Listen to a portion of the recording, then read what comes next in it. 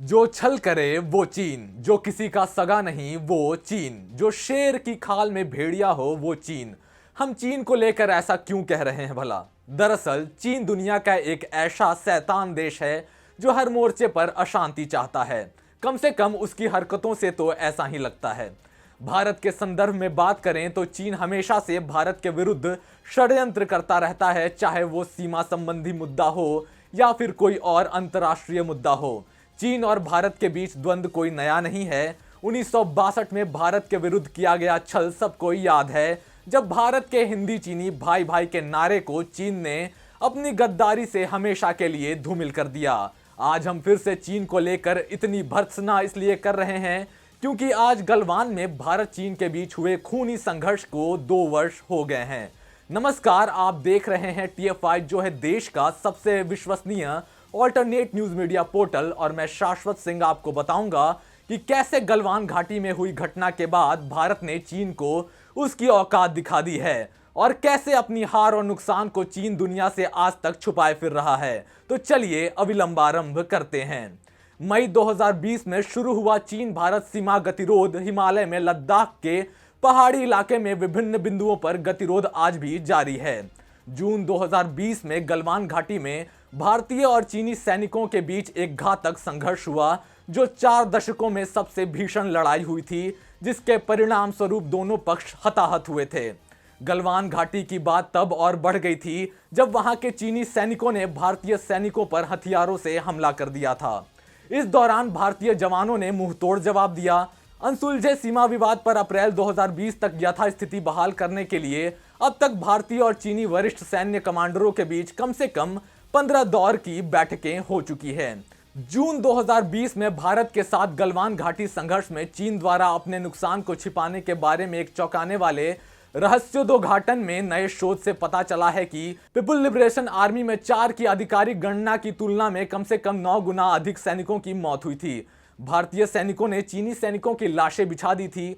हालांकि चीन हमेशा से वैश्विक शर्म के कारण अपने सैनिकों के मौत के आंकड़ों के बारे में लोगों से छुपाता रहा है। चीनी सैनिकों की यह बुरी हालत तब हुई थी जब चीनी सैनिकों ने धोखे से भारतीय सीमा पर हमला किया था। इसके बाद 16 बिहार इन्फेंट्री बटालियन के स्वर्गीय कर्नल संतोष बाबू के नेतृत्व में चीनी सैनिकों के साथ जबरदस्त भिड़ंत हुई थी।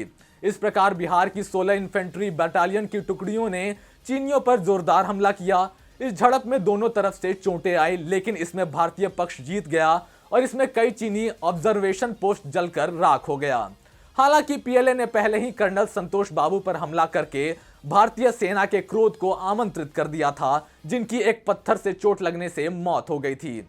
रिपोर्टों से पता चलता है कि भारतीय सैनिकों ने गुस्से में प्रवेश किया, जहां भारतीय सैनिकों ने पीएलए सैनिकों को कुत्ते की तरह मारना शुरू कर दिया, जबकि अन्य भारतीय सैनिकों ने गदर के तारा सिंह की तरह पीएलए सैनिकों की गर्दन काटकर फेंक दिया। गलवान की इस क्रूर घटना के बाद से भारत ने चीन को कई आर्थिक चोट पहुंचाया है। भारत ने चीन के कई एप्लीकेशन को बैन कर चीन को उसकी हैसियत बता दी। चीन बार बार भारत से यह गुहार लगाता रहा कि चीन के 2 कौड़ी के एप्लीकेशन को भारत बैन ना करे, पर भारत तो भारत ठहरा। भारत की मोदी सरकार ने हर मोर्चे पर चीन की कह के ले ली है। आखिर चीन गलवान को लेकर हमेशा से उग्र क्यों रहा है? दरअसल गलवान घाटी भारत के लिए बड़े सामरिक महत्व का बिंदु है। चीन इस क्षेत्र को नियंत्रित करना चाहता है क्योंकि उसे डर है कि भारत गलवान घाटी का उपयोग करके अक्साई चीन में उसकी स्थिति को खतरे में डाल सकता है। अब तक 15 दौर की सैन्य वार्ता हो चुकी है, लेकिन भारत बीच का रास्ता अपनाने की जल्दी में नहीं है। यह भारत सरकार को सीमावर्ती क्षेत्रों में एक घातक गति से बुनियादी ढांचे को विकसित करने का समय दे रहा है, कुछ ऐसा जिसे पिछली सरकारों ने पूरी तरह से अनदेखा कर दिया था। चीन सलामी स्लाइसिंग की रणनीति पर चलकर धीरे धीरे भारत में प्रवेश करना चाहता था, पर अपनी मातृभूमि की रक्षा के लिए लड़ रहे भारतीय सैनिकों ने पीएलए के सिपाहियों के विपरीत जल्दी ही चीन को उसकी जगह दिखा दी। आज के परिदृश्य में शी जिनपिंग प्रशासन सीमा के मोर्चे पर खामोश है और चीन भी यह समझ चुका है कि यह मोदी का नया भारत है। इसके साथ पंगा लेना यानी खुद का नुकसान कराना। पूर्व की भारतीय सरकारें, विशेष रूप से जो कांग्रेस के अधीन थी, केवल लंबी चौड़ी डोजियर लिखती थी और अपराधियों के सामने झुक जाया करती थी। हालांकि मोदी सरकार की ताकत और भारतीय सेना को दी गई खुली छूट ने पीएलए सैनिकों को इस मुद्दे को सुलझाने के लिए सैन्य स्तर की बातचीत में शामिल होने के लिए प्रेरित किया है।